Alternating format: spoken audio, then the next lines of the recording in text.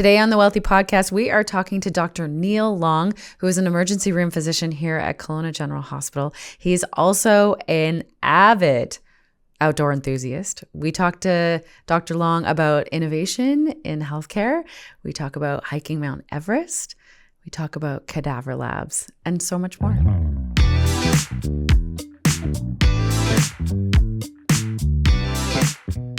Today on the Wealthy Podcast, I am really pleased to welcome Dr. Neil Long. Dr. Neil Long is a highly experienced emergency room physician at KGH with a rich and diverse background in emergency medicine. Originally from the southwest of England, which means he has a very cool accent, Dr. Long completed his medical degree at the University of Nottingham. Following his initial medical training, he spent 2 years working with the NHS before embarking on an extensive 10-year emergency medicine training journey across New Zealand and Australia. Dr. Long's career has been marked by a series of international experiences, including working in Truro, England, Tamaro, and Christchurch in New Zealand, and various institutions in Australia where he specialized in toxicology, pediatric emergency medicine, trauma, and intensive care. Dr. Long is also a notorious adventurer, both in the hospital and out. And I'm really looking forward to the conversation that we're going to have today. So welcome, Dr. Neil Long. Thank you. Can I call you Neil? Yeah. Because that's what definitely. I call you when we're not recording stuff. So yeah, let's just go. That's definitely a cultural thing. I know it is. North America, it's Doctor this, and I hate it. I feel creepy. Really? I don't know why. Yeah. Everywhere else, there was just like, "Hey Neil," and I'm like, "Okay." And then I worked at Burnaby, and they're like, "Dr. Long," and I'm just ignoring everyone. So like, who's this Dr. Long? Yeah. That's funny. Well, I feel like when you go to school for as long as you do, like you know, you earn the right to be called doctor.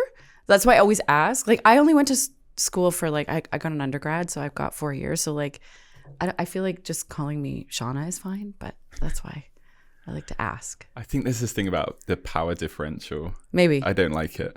Oh, I love that. Everything on a like same level playing field, and patients to be able to like question like, why are you doing that? Like, it's like, oh, that's a good question. Yeah, I love that though. But that's one of the things why you're such a special physician, because you are so approachable. Like, for anybody that's watching on YouTube right now, Dr. Long just like shows up. He's got his t-shirt, his jeans on, and he's just like a regular dude. But you're not though. You're actually not, and we're going to get into why that is. But I'm going to start. We have an opening tradition on the Wealthy Podcast, and I'm going to ask you to recall and share with us the first moment when healthcare or health themes significantly affected your life or that of someone close to you, when you kind of understood this whole idea of what it means to be wealthy. I guess that probably like on a personal level didn't come to me quite late, and it's probably going to sound kind of lame to what other people and struggles they've gone through. But I've broken a few bones in the past, and it kind of knocks you back for a few weeks, and you do it the first time and it's like, oh, that's my entire snowboard season out.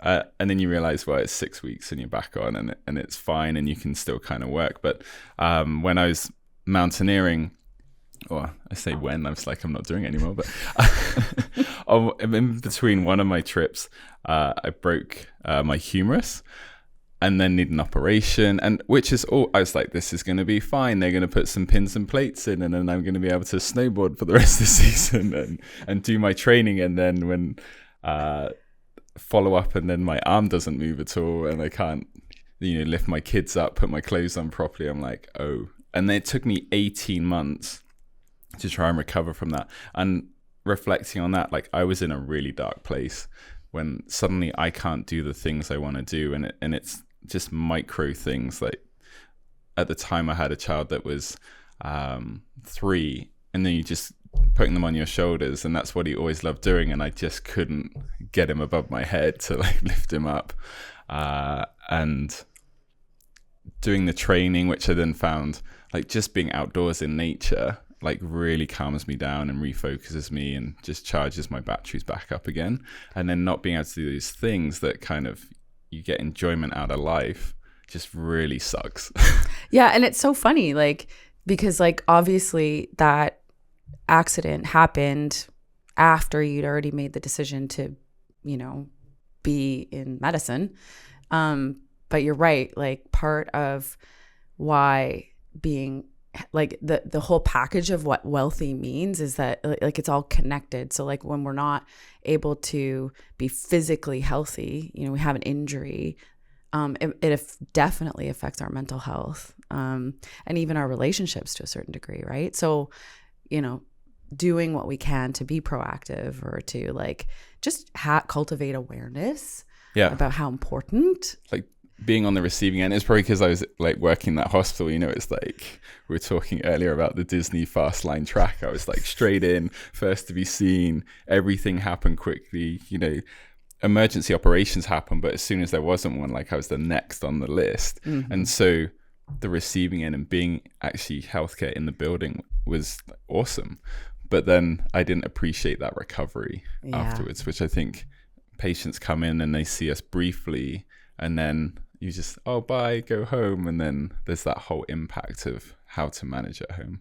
Yeah, that's a really great point. I never really thought of that because like you don't really, in emergency medicine, there's not like a follow-up care component, right? Like you're just like, okay. Yeah. And good luck with that. Yeah. Yeah. And when people come back like, oh.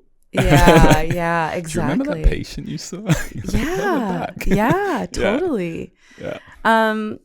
Your CV is remarkable. So as I said, you're a trailblazer, both in and out of the hospital.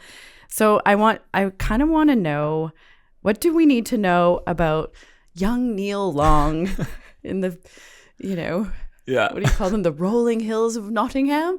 I don't know. I love that you're English.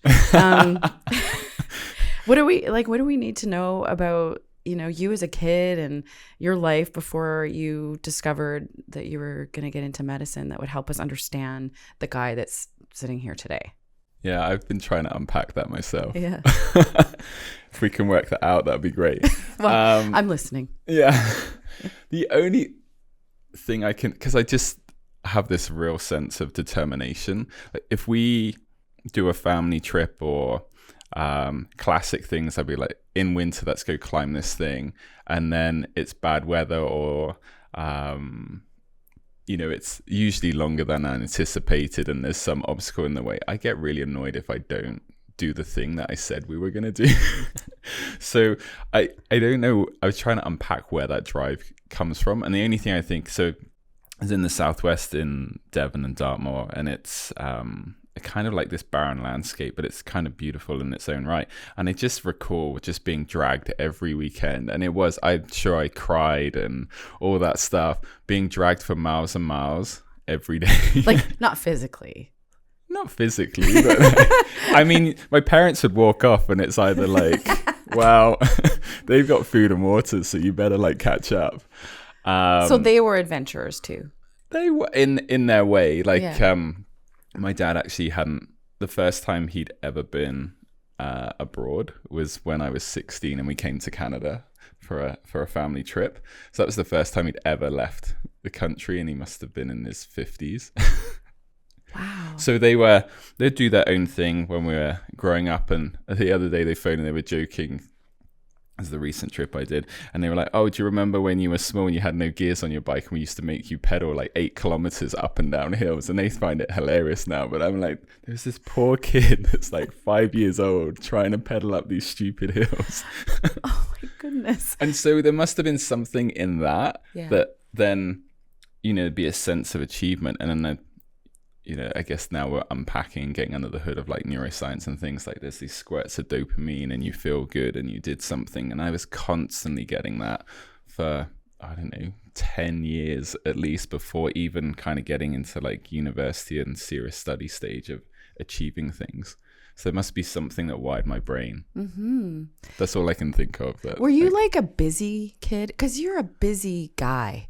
Like, yeah. You know? I don't know how, like, again, So I'm an only child. Okay. And I used to, like, in one of the front rooms, just have Lego sets. And I think for a big proportion, like growing up, I remember my mum was sort of studying to be an accountant, and then decided in the end she didn't want to and became a doctor's receptionist.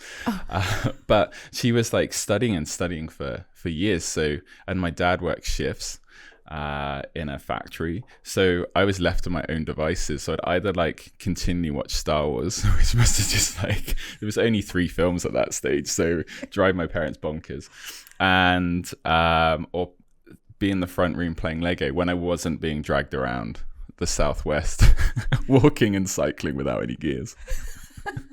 Well, I think Lego's good. Yeah. So it was kind of, I feel like a mellow childhood. And then even at university, I wasn't that serious about medicine. And then I think, I just started work and then realized there's all these problems, and then started trying to tackle them with like I was completely naive about how to like fix anything, but I'd go around trying. Yeah. Because like, and we're going to kind of get into that a little bit, but that's one of the things that really has stood out to us here at the foundation, is that you are very skilled in emergency medicine, but also you have this curiosity about fixing things that are really big problems. And I want to kind of get into that. But before we go there, what motivated you to pursue medicine? So I guess in the Southwest, like your career advisor, it basically had this CD-ROM. I'm like showing my age now, and no one has CD-ROMs anymore. And it was sponsored by the military. So you could like put in everything you're interested in. You're like, you should join the military, like everyone. But it was like, you should be a medic in the military. So I was like, oh, okay. And then I was getting decent grades, and then my career advisor, I guess it was either you do military or then, if you're getting good grades, you should probably do medicine. I didn't know that there were other careers in the world. So when I went to university, I was like, I could have done that and studied that. I was like, that'd be far more interesting. Really? Yeah. So accidental doctor. Yeah. So I think it was a combo of like being told you had good grades, so therefore you should probably do medicine. I had a huge interest in biology and the way the body works. I find that super interesting. And then I guess underlying it all, I was told never in your interview say you want to help people, because I think the philosophy was, well, you can't help everyone. Oh, interesting. And I think it was kind of taken from you can't cure everyone. Right. But I still, like, my desire still to this day is to help people and have that. And I'm learning now it's this focus on compassion and a misguided concept of there's compassion fatigue. It's not compassion fatigue, it's empathy fatigue. So if you feel someone's pain that they're going through, so empathy is more that feeling, whereas compassion is the ability to feel that and know what, or have some idea what someone's going through, but find a solution. So when I can, like, I've got something in my power to help someone and improve their situation. I might not be able to cure what they've got, but if we can improve what's going on, that's what keeps me going. So even like early on, I didn't really understand it, but a sense of wanting to help people is what drove me into medicine. Well, I love that. And I'm sure that your patients appreciate that perspective. And thank you for the definition of, what differentiates empathy versus compassion, because I do think that those words get used interchangeably, but they are very different. And I think we do need to cultivate compassion, particularly in healthcare. And empathy is a little trickier because then you start to develop these attachments emotionally that are really hard to unpack. But compassion, as you said, sort of drives that desire to serve and to really just help people feel better.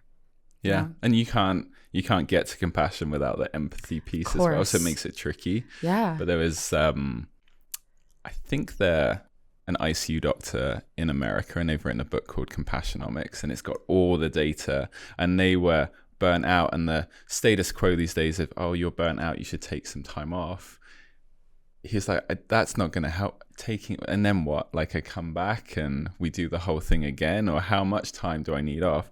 And then he did research into compassion and realized, actually, I'm going to come to work and I'm going to just spend more time with the patient and have a lens of being compassionate. And that's how he's then looked at beating burnout. Really interesting. And certainly physician burnout is a real big topic du jour, and it's definitely a topic in our hospital. We all know that our healthcare system in Canada, and I think it's safe to say sort of health systems around the world, are facing really complicated challenges. You've referenced kind of wicked problems. Yeah. But these wicked problems seem to be an area of interest for you. You seem to take them on almost like a personal challenge. Why is it that you feel this sense of responsibility to take a micro issue and zoom out and try to figure out what the bigger problem is and how to solve that?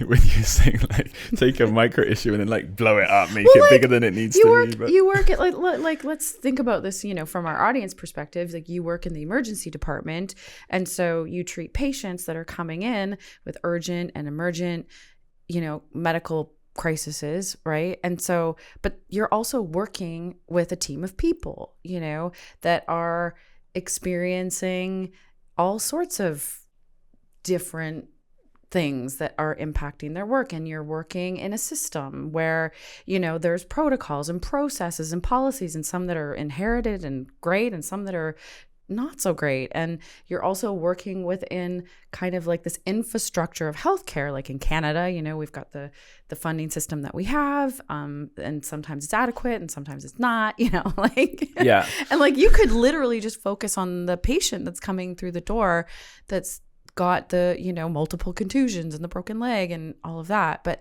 you're choosing to go further.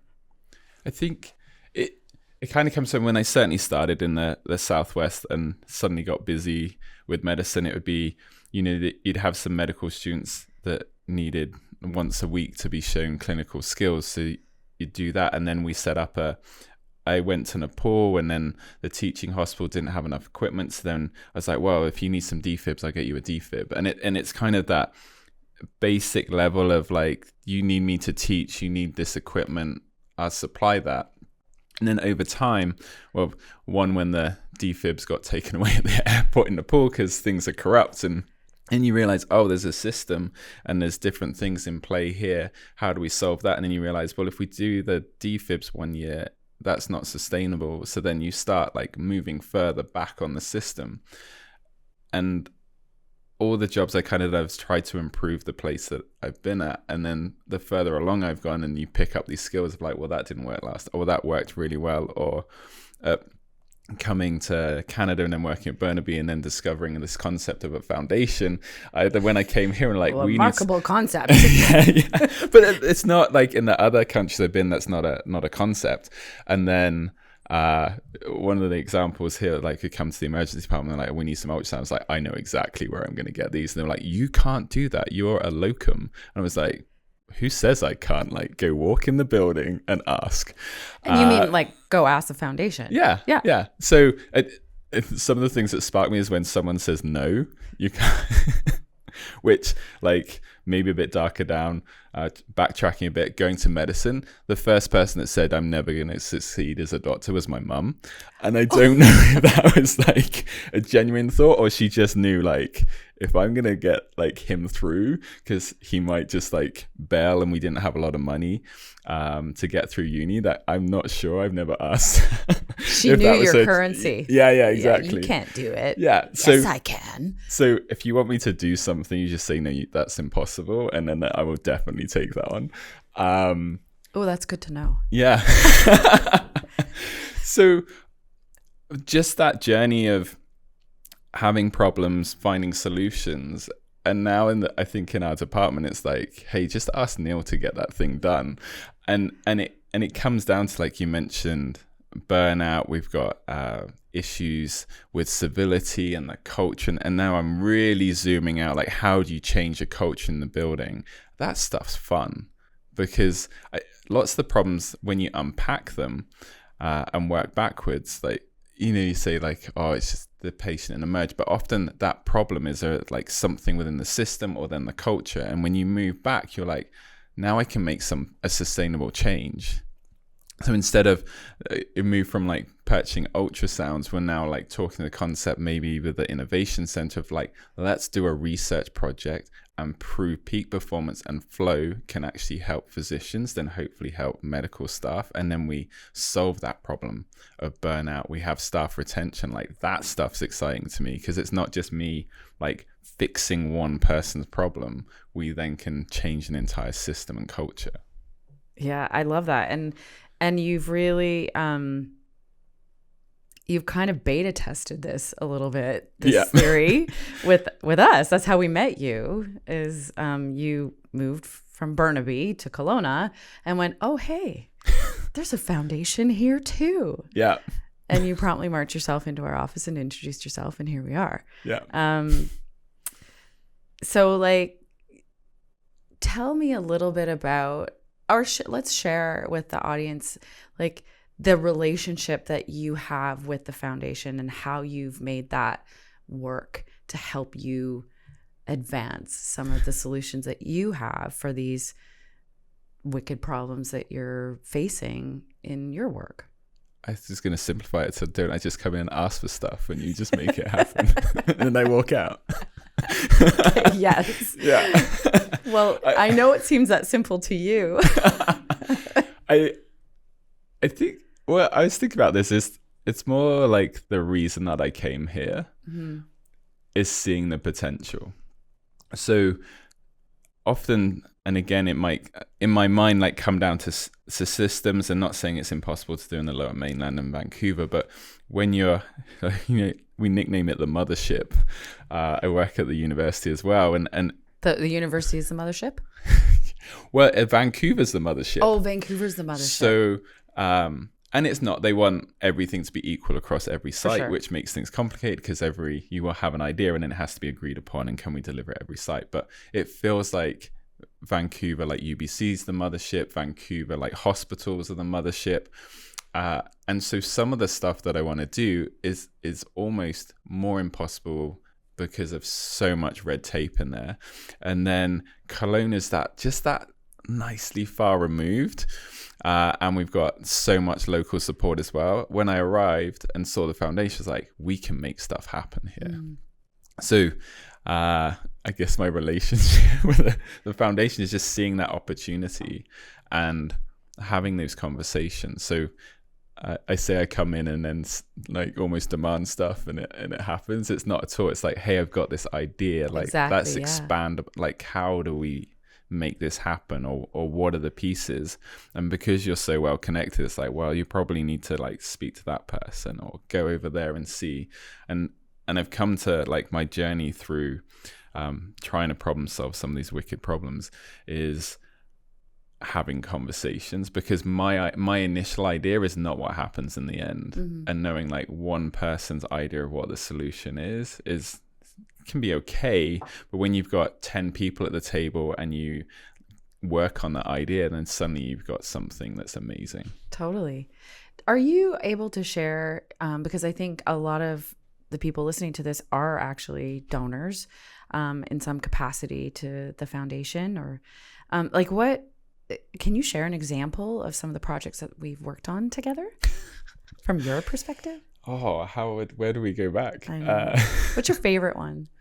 Oh man, I know, they're all good. I'm gonna like pause for 5 minutes and then what have we done? Let's reel off. We did the ultrasound. What about the sim lab or cadaver lab? Let's talk about the cadaver lab. Yeah, let's talk about cadaver lab. Had meetings yesterday, so yeah. That should be the favorite project, shouldn't it? I don't know. It's just such a cool project. Yeah. So I guess my favorite that we're working on at the moment is the Cadaver Lab. And when you do medical training, or at least in Canada. I didn't have this opportunity in England, Australia, and New Zealand. You had to pay for it, but we call them halo events, so high acuity, low opportunity. So something that's pretty much, if you don't fix the problem, that patient's going to die. But some of these things are like once in a career. So you can imagine you train at university to do the thing, and then like if it doesn't happen in 20 years, how well are you going to perform at that task? And so you could pay and go on a course to do these things, which you might do, like if you're really keen, maybe once every 5 years, maybe. And so one of the physicians in Halifax, they run a cadaver lab, and they were doing it for airway teaching. And then it's expanded that they've got this, they call them wet labs right beside their emergency department. So once a month, they'll run a full-blown trauma resus. And when someone's like, oh, I would stick a chest tube in, and we kind of pretend and put the chest tube on the side currently here and sort of mentally think about the process, which is useful. They're like, well, go on do it. Wow. And so you have that tactile feedback, which is increases your learning. You can reduce your learning by 50%. Like the time to learn by actually having it practically applied. Yeah. And then troubleshoot issues with like doing that procedure. So there's definitely more high risk. There's like emergency cesarean sections that we've talked about, and there's the real difficulty within the sim world of actually having a model that can replicate that, and it costs thousands to then like replace the pieces of plastic that go into these things. So even if you have one of these models, you're then the consumables around that and how well that's kind of delivered. And I'm trying to think, like, you imagine that scenario that maybe once in a career that you've had a woman that's in trauma, and then you've got to deliver that baby, or they both die. Mm-hmm. Like that's like, you don't want to be like, think oh gosh, about it. And I've studied this in the book, but yeah. Exactly. So this Dr. George Kovacs set this up in Halifax, and then he thought, why this would surely get replicated because it's been so successful. And then they've increased their body donation. I think they had 10 people donate the first year, and now they've got like hundreds. Really? Yeah. Like, so people kind of like they say, yeah, I'd like to donate my body to being in this simulation lab. Yeah, it sounds maybe a bit morbid, but it's like a final gift. Think it'd be amazing. If I do that, I'm going to teach like 10 physicians on these life-saving procedures. Like that gift of that future learning is just incredible. And so I don't understand why no one else is replicated, but I knew one of my thoughts when picking Kelowna was, I want to do this thing. This is going to change like sim education. And by sim, you mean simulated. Yeah. Yes. And what's interesting, what's happening in sort of cadavers, traditionally in medicine, you would have anatomy teaching. And I remember like we'd do 4 hours of anatomy on a Friday, and everything's kind of stained to be preserved for like 2 years. So it's all in this formaldehyde. Everything's kind of this gray color. And they're like, oh, show me the like vagus nerve or something. I'm like, just like point at some random stringy thing. And be like, is that it? Do I get points? Like, is that right? Did I get it? And so they've realized like this anatomy teaching could be done better. So now like more advanced centers might have like virtual reality. There's definitely like computer graphics and ways you can explore the body and be taught anatomy better. So cadavers now are like, well, med school's like, we probably don't need these, and all these programs are winding down. Whereas now I'm like, well, actually, this is the perfect use that we can actually increase learning for these critical procedures, and then give that gift of learning and save people's lives. So amazing. So I was like, I want this thing. Kelowna is far enough away from the mothership of Vancouver. We've got the foundation. Let's make this happen. Yeah. So we're just working through those processes now. So with collaboration with the foundation, Interior Health, UBC, like this is great. Like when you can have multiple partners, sometimes it means more meetings, but there's a lot of people invested in this. So we're going to run this as a trial for 18 months. And then we're already planning how can we make this sustainable. And then the vision beyond that is to we do these halo training for emergency physicians, but then bring in other departments, other sites within interior health that don't have the opportunity to get this training. And then eventually my plan is that we have a wet lab on site, and then we run these full-blown simulations and have like the entire team, like nursing, medical students, residents, emergency doctors, and then you can see in real time like how people are performing. Can you help unpack what a project like this does for your teams and staff? You just mentioned nurses and physicians and clinicians. Yeah. What does having something like this mean for them? The ability to train together and realize that there's people that have your backs you can trust. Like, it's just phenomenal, the team building that comes out of that, and the lessons learned. Like Jared Bayless, one of the other Emerge physicians, he's been working so hard for the simulation at KGH, and you can just see now like the teams are clicking, and everyone, when we do most of the lessons come out in the debrief afterwards, because you're in the moment when you're doing one of these simulations, but when it's debriefed and everyone else, it's not like the doctors just talk and no one else is like, they're scared to say anything. They'll be like, hey Neil, you didn't even notice that blood pressure was like tanking for like 5 minutes. And I was like, oh, I was completely unaware. And then you unpack like, why was that? Why was I distracted? Or why? Well, if you noticed it, why didn't you say? Like, how do we improve that as a team? And so then when you have these scenarios and then suddenly you're like, oh, we've just like practiced this, we've seen this before, and everyone knows like the things that we could improve upon, and the team efficiency just skyrockets. So it's like seeing things before, the team knows what everyone's doing, and you have that team building throughout it, and it just makes the whole department more collegial. Like, yeah, we can handle this. We got this. And you're not facing these like halo events in real life, right? Which is traumatic. And I imagine there's a lot of adrenaline, there's a lot of other things at play. So when you're able to simulate these halo events, you can think, you have that opportunity to like really think and interface with your peers and your colleagues. And then, like you said, like debrief, but not have to unpack all of the emotional trauma, I imagine, that goes along with those halo events in real life. Yeah, you're right. There's some right halo events that are pretty gruesome. Yeah, that you need to perform, and you can imagine if you've not done that before, and there's people in the room. Like some of them were like, "We're gonna do this." Like, you're people that are uncomfortable, you're welcome to leave the room. But if you've simulated that before, and people, suddenly I'm cutting open someone's chest with a scalpel, someone's not like, what the hell are you doing? You're like, I know what I'm doing. Yeah, and everyone knows what the next steps are. Yeah. It reminds me of my son plays football, and one of the things that they do is they like practice their plays before they actually have the play. And they were in this big playoff game. It was like the playoff game, ending the high school career for all these boys. And it was the last play. And the score was like, there was like 1 point difference. And they were right on the goal line. And all of a sudden, the opposing team set up this play. And my son said, we knew the play. And so because they knew the play, they didn't score. Yeah. Right? And so it's kind of like that. It's like, oh, we know the play. Yeah. Right?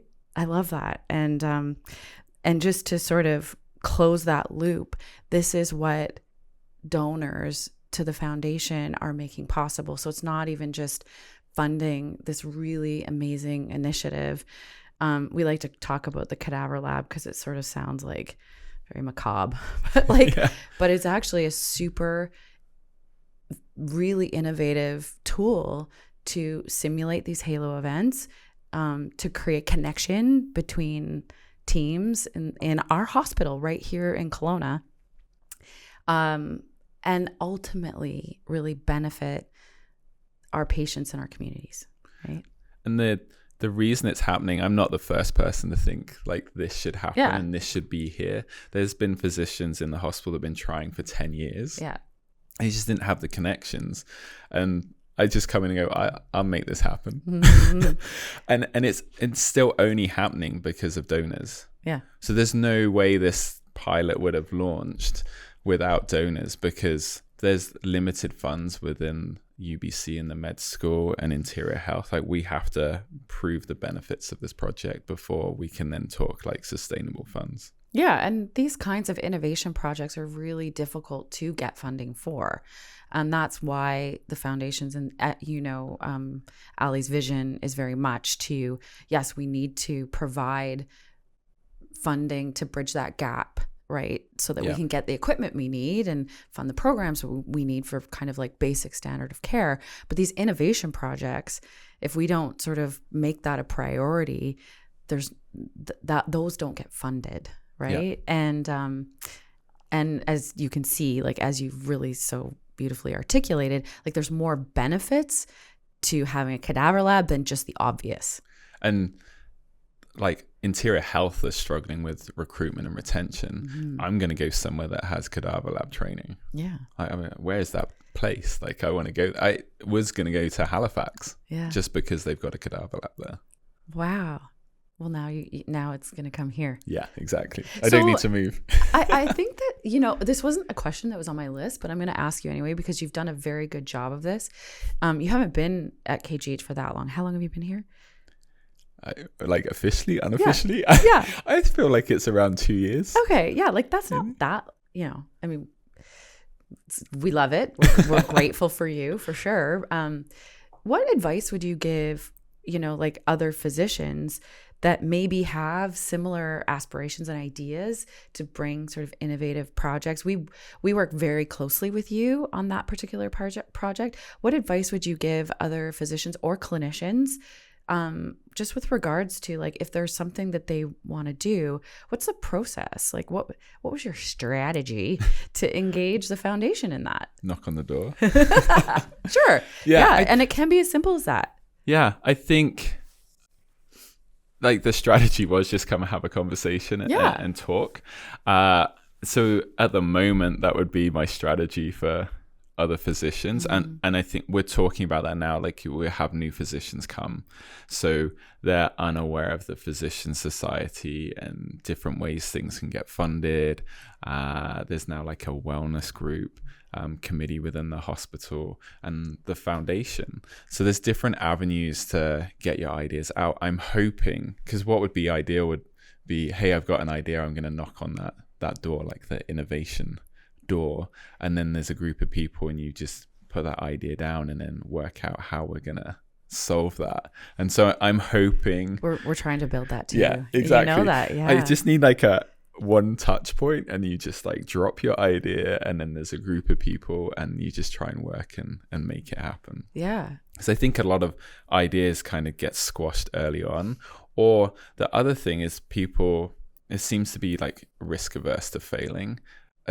We had a committee meeting and a different separate thing a few days ago, and people were like, well, what if it fails? And I was like, we should just give it a go, because we'll learn something regardless. If it fails, like, why did it fail? Because it's a good idea.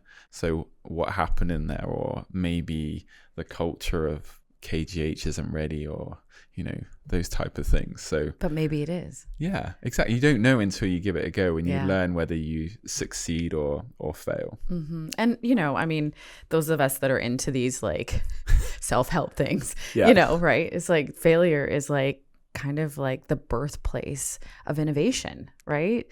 There's nothing wrong with failure. I think that it's exciting to hear that there are conversations that are happening where that's a concern, whereas before, I do think you're right. There was just sort of like, we just kind of accept the status quo and keep moving on. And I don't think that that's satisfactory for many people that are working in the health system anymore. And I kind of often say, I feel like healthcare is 10 years behind every other industry. Like, we've mentioned a couple of times, like peak performance and flow.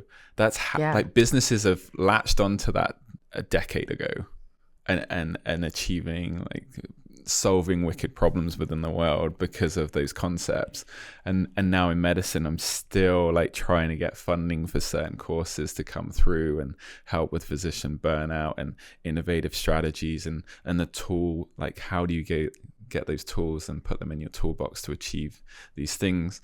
And you're right, I've like beta tested and been on these courses, and I turn up and speak at a high level and provincial and say this thing works, and they're like, well, I don't know, like, Yeah. so it's an ongoing battle. But I find medicine is just always a decade behind. We're going to see that with AI as well. We're going to be so slow to do an uptake on AI. It's going to eventually come. I think we're in the era of AI. Yeah. But we'll be behind. Well, we've talked a little bit about your approach to wicked problems in healthcare, and you're very proactive. What we haven't really talked about, but I find so fascinating about you, is that over the past 11 years, you've literally climbed the world's biggest mountains. Like, literally, including the most recent. You took on Mount Everest. So the question is, did you win? I guess define winning. I got to the top. Okay, that's winning. That is winning. Yeah.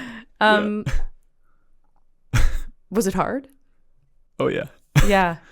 Yeah. How long did you have to prepare to win, to tackle that big, wicked goal? We'll call it a goal. Okay. Yeah. Yeah. I think it was an interesting exercise. I guess like, to answer your question, did I win? Yeah, I won. Yeah, but, you totally won. And it was a sunny day. I saw the pictures. Yeah. You actually, I don't know if there's a way that we can incorporate this, but you actually took a picture at the summit. Was it the summit or was it camp? With the flag, with our KGH Foundation White Heart. The flag to the summit. He did that. He took that picture for us and sent it to us. Can you imagine? I mean, clearly he sees value in this relationship. I like one of my big goals is to get on a poster, I think. It's like, come on. Oh, next campaign, Neil. Next campaign. If someone wants to climb a mountain. Yeah. But like, you've been preparing for that climb. And I think the reason I bring this up is because like your approach, I taught yoga for a long time, and we would always say that the way we are on the mat is the way we are off the mat. And so the way you are here sitting with me is the way you are out there in the world. And so this approach that you take to these big challenges that we're facing in healthcare, these big Mount Everests, you kind of are beta testing these in like real life. So how do you take on that? It's I think I probably ruined the quote, but Edmund Hillary, and I didn't understand it before I took this on, was it's not the mountain we conquer, but ourselves. Yeah. And we're like, oh yeah, cool, whatever. And then it was really beta testing or putting into action everything on those flow and peak performance things that I'd done. So this is coming up in a year's time. How are you going to break this down? Like, you got to train, you've got to dial in your nutrition. And I was like, well, my training, I usually would run a marathon and get to that point and then go climb a mountain. Just like no big deal. Yeah, but I was doing the wrong thing. So then it's that conversation, well, I'll pay for an expert. Like, am I doing the right things? Then I have a trainer. It's like, yeah, don't do that. and we like, I was so like you actually enlisted help. Yeah. Yeah. Yeah. And working out this concept of being in an orange zone for those that are into kind of fitness, but is trying to increase your aerobic capacity and increase mitochondria in your muscles. Is that like the zone 2 thing? Yeah, zone 2 thing. Yeah. Yeah. I totally know what that is. and so we'd spend a year trying to increase these mitochondria in my muscles. Then when I'm at altitude, I can burn oxygen more efficiently and survive better, and then dialing in that nutrition, getting all your equipment right. So it's dialing in everything I'd learned in peak performance, because if you're not at your best on summit day, you're not making it. Yeah. And almost when you mention yoga, like there's a physical component, dietary, and then there's this mental component, which I found really hard to train for, because I've not been in that situation before. I've climbed mountains, but I've not been at 8,000 meters. I don't know what I'm going to do or what I'm going to think. And the stress of all that money, all that year's investment to then for that one day or that 15 minutes on the summit, like, will it happen? And there's things outside of my control as well. Like, will people steal all our oxygen, or weather? Will the tents be blown away, or would the support team, something happen to them and then we can't get through, or one of those lovely ladders that across the crevasses drop through and then our route's blocked. Yeah. Like, all those variables. So I won and kind of conquered the mountain, but more like I conquered myself as to, like, I can get through hard things. And I don't know why I hadn't had some faith with other projects that I've done, but now it's like, in retrospect, getting there, I'm now like, yeah, we can do this. We can solve this. Well, yeah. And like, there's so many things there to unpack, but your approach to failure, right? Like, I mean, how many times have you failed over the past 11 years, right? Like, because you've talked about how the goal is to summit Mount Everest, but really that took you 11 years to get there, right? And you broke it down, right, into smaller goals that each also contained smaller goals along the way, right? So those, at every point, like, the question is like, what if I fail? Yeah. Is a question. And so you almost have to break through that mental barriers. Like, you could just be Dr. Neil Long, like a really great doctor who, does doctoring and is a dad. And I'm sure you're a wonderful husband and all of those things. Like, that would be fine. You don't have to do all these things, but you do, right? Must be that little hit of dopamine that my parents seeded in when I was like, squirt of dopamine with no gears on my bike. Yeah, there you go. Thanks, Mom. Hey, there you go. Yeah, it's funny that mentioning like failure, almost, I don't see it as failure. It's almost some sense of learning and enjoyment from, I guess if I hadn't summited, that would almost like classify as like a failure point. And I'm more inspired by there's people that try 3-5 times to summit Everest. I honestly don't know if I'd have that stamina to keep taking those hits going back. Oh, come on. If Everest said no, Neil, not today, you'd be like, all right, I'll be back. Yeah, maybe. But it didn't. So congratulations. Yeah, thank you. Yeah, that's really awesome. I can't wait to hear what's next, because I'm sure there will be a what's next once you, I don't know, rest for a little bit, hang out with your people. Yeah. I want to talk a little bit about your 10X theory as well. It's so funny. I'm sure a lot of people open this podcast, start to listen thinking, oh, I'll learn about emergency medicine. But we are talking about emergency medicine, just kind of like the theoretical underpinnings that you have about advancing healthcare. And one of the things that I love about your approach is this 10X philosophy, right? And we sort of talked about that with the Cadaver Lab, where it's like, well, we could be satisfied with the status quo. Maybe we'd be satisfied with our gray vagus nerve string. Yeah. Or what would it look like if it was awesome? So tell me a little bit about your sort of I know it's not yours, like you've borrowed that from somebody, but you really it. Yeah, you did, but you're cool about it, like you give credit.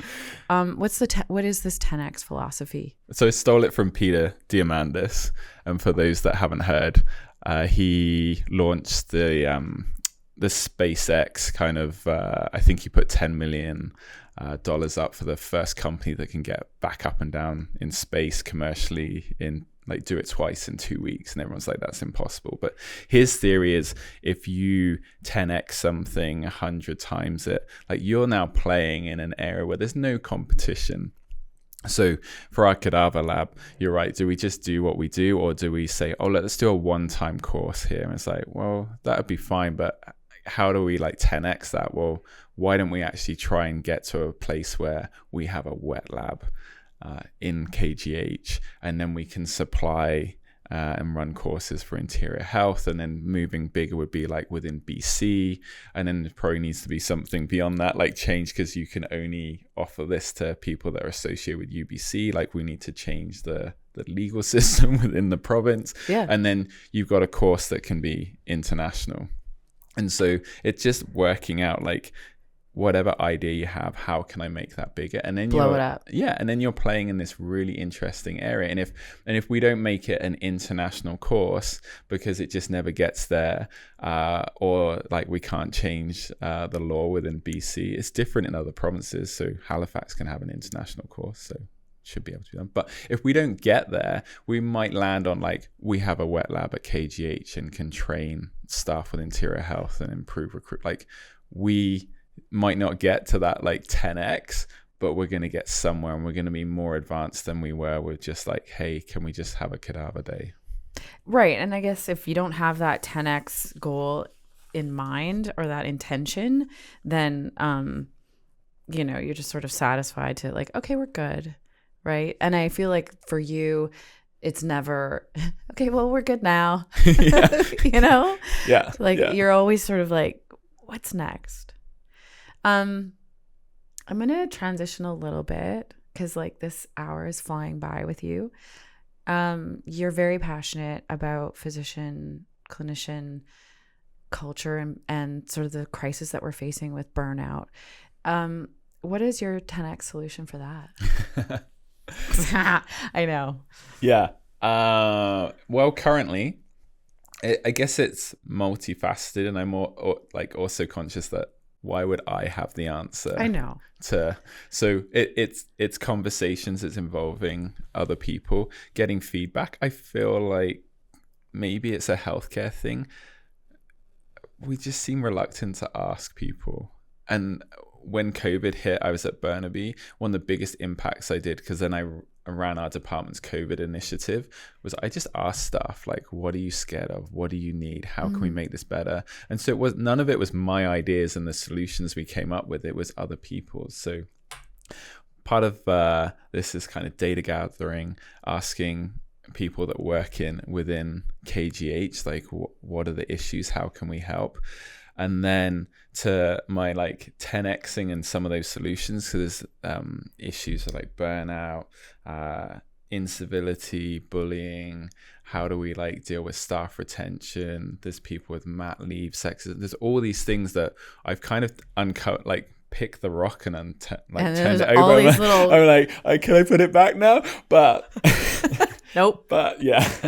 And so there's all these things that make me feel uncomfortable that are in existence within and I think it's not it's not a KGH problem, which is again like 10xing, like this is a problem within healthcare. We're just seeing it locally, and it's going to be the same at other sites. So yeah, whatever we come up with, how do you solve that for the entire country or the healthcare system? So 10xing it that way.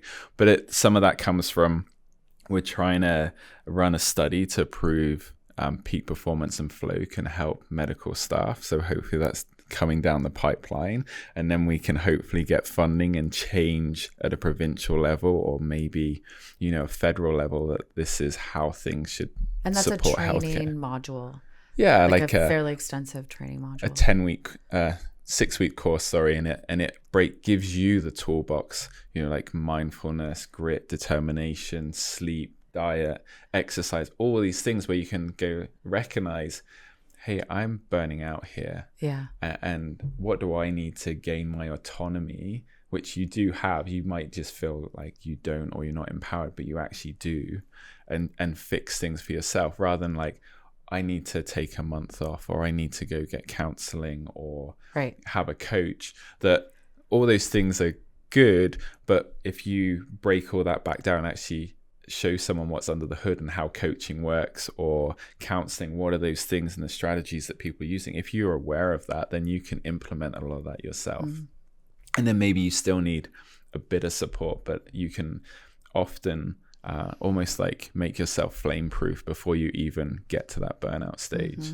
So that's one facet. It's like knowing the play before the play. Exactly. Yeah. Other things we got down the pipeline is bringing in a civility expert, and how I 10x that is there's people locally that do a little bit of this or conflict resolution, but we've sought out the international speaker, the person that gives the TED talk that's done the original research. I'm like, I want that guy. Yeah. I want that person that lives, breathes. They're actually an emergency physician as well. They work in the NHS, and they're in I don't know what they call it. Like, it's not a health authority, but they're under special measures. So like, the NHS is bad. When we were like, oh, the Canadian health system's bad. Like, go in the NHS. Like, it is terrible. What does the NHS stand for? National Health Service. Okay. In the UK. I didn't want to assume that, but I figured. So there's minimal money going into the NHS. So you can imagine, like, when you pay peanuts, what kind of comes out of the system. And so it's a bad system, and then they're like one of the worst hospitals, and he's working in that. And so I'm like, let's get that guy that works with leadership and knows how to change a health system. And then the plan, again, it's going to be a pilot, is have him come in and then see what impact that can deliver. And then maybe we create like an annual event in British Columbia to help physicians and medical staff change their culture. So that's one piece on civility, but there's other issues that we kind of mentioned have come out through these staff surveys. So I want people in that can help me change an entire system. That is amazing. One of the things that I just find so inspiring about you is that you have this like seemingly like massive reserve of optimism. You know, I mean, you just have just even what you're talking about right there, like that's a big goal, you know. How important though do you think that there's sort of two things that you're talking about kind of, you know, below the waterline there is hope, right? And agency. So how do you, why is it important that we continue to find ways to inspire hope and agency in our, not just our health system, but the people working in it? I want to come out with like a Yoda quote or something. Now's your chance. Yeah, I can't think of one with all my like years and years of watching Star Wars back to back. Yeah. I think people don't realize how much agency they have. Mm-hmm. And it wasn't until doing one of those courses I realized, oh, it's completely in my power to at least request or change my scheduling or optimize the things I do. Or at the time I was working at Burnaby, and I was like, I want to work in Kelowna. And it's like, well, why? Like, what steps do you need to do to get, like, just do it. Just and see what happens, and don't worry if it fails. So I think people just realizing, and it might need, you know, a coach or to do one of these courses, or even like an opportunity to reflect on when you're empowered, the things you can achieve. For the hope piece, as I was hoping some like Yoda quote, but I don't know, like there must be some awesome quotes out there. But if you don't have, like, I think from hope is where you can get inspiration and think about changes. Like I often go like, well, what if this? And then you're like, well, why not? Exactly. Yeah. And then you start doing these projects, and then things start happening. And this is why now I'm in a position where people come to me and they were like, hey, we might want to put like AI into our dictation device. And then someone a message on our like Signal chat, well, just ask Neil to sort that out. And I'm like, oh boy, like I don't know where to even start with that. But you know, it then becomes super interesting, exciting. I can't even imagine. So I'm going to knock on your door like, oh, we need AI now. But yeah. Yeah. That's so cool. You've really sort of, I think, articulated what the mindset, I hope, of I'll say young physicians like you, but you know, those that are working in the health system, that are choosing to kind of focus on progress and innovation. And I think you've given some really tactical tools to be able to say, okay, well, that's not just, sunshine and rainbows and pie in the sky and all these things, but it's actually achievable if we break it down and start to work towards something intentionally, right? I want to switch gears a little bit as we sort of wrap things up. What areas of your health do you feel, we talked about health being more than just like the status of being disease or injury free. What areas of your health do you feel like you are wealthy or like abundant in? I feel fortunate to be in Kelowna. Yeah. It's all the outdoor activities, and I like getting outdoors. So that's where I think I've got abundance to be outside, and the kids are now getting to that age where we can go do fun things and mountain bike. Are you dragging and them? Snowboard? I actually, on the bike, I get this like bungee cord thing, and it gets handed to me. So I still feel like it's kind of reversed, like drag, isn't it? Like, I'm still working on it. Oh, they're handing you the bungee cord and saying, yeah, they want me to drag them up the hill. Oh, I love that. Do you take the chain off their bike? The first time, I was like, pedal. It's like, I am pedaling. I was like, why? I must be really unfit going up this hill. This is terrible. And it's like, I'm like, pedal fast. And then the poor kid's like, I'm pedaling fast. And then we get to the top of the hill and we're like, oh, the chain's not on. So he's just running around. Oh, no. History repeating itself a little bit. Yeah. So I feel like I'm still being dragged. Yeah. In some I metaphorical sense. Well, now it's in their DNA. Let's say it that way. Yeah. They're like hardwired for adventure. Yeah. Yeah. What areas of your health or life are you curious about? Like we all have those gaps where we're like, okay, I could probably be curious about that part of my life.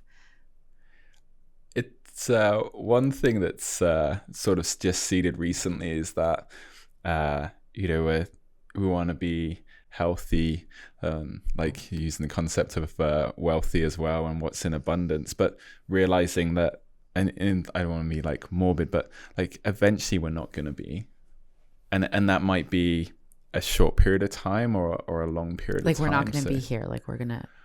That is like ultimately, we're all going to die, which is pretty much, but that doesn't bother me. Yeah.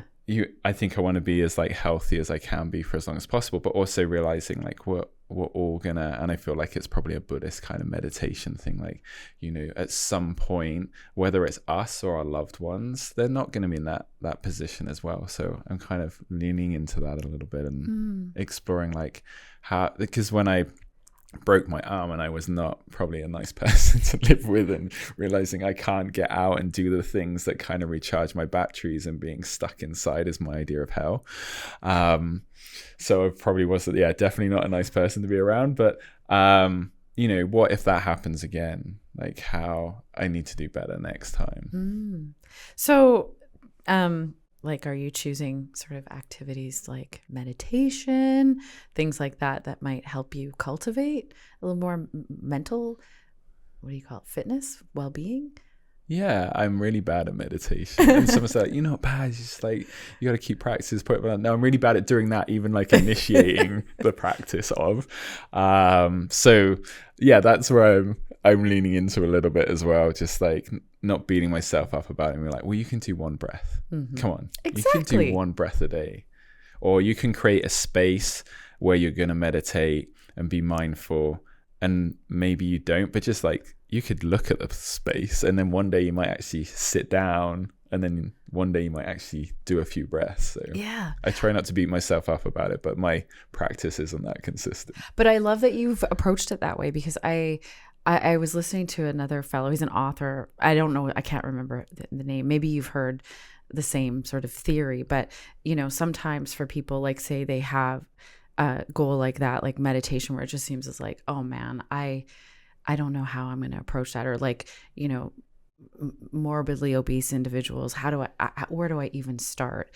And like the advice was, start just by thinking about it.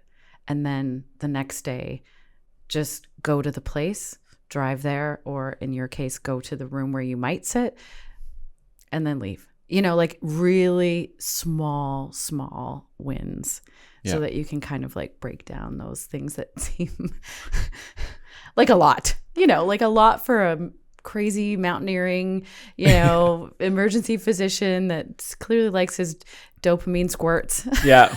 Yeah. You get a little squirt, one breath, little squirt. And be with yourself for like a minute or two. Yeah. Yeah. I love it. Well, good luck with that. Yeah. Thank you. I might just be scared I come like in that moment come up with another crazy idea. I know. Yeah. You'll get the big download. You'll be like, oh. Yeah, just do that next. Yes. There's nothing wrong with that. We like that. We need people like that in the world. Thank you so much, Neil. This was so fun. Yeah. You are just like such a fountain of inspiration, and I'm sure that Jason's going to find some Yoda quotes in there. Can we put one in? Yeah. Like we'll go record one and insert it. Yeah. No, that was really great. And thank you so much for being here. Thank you.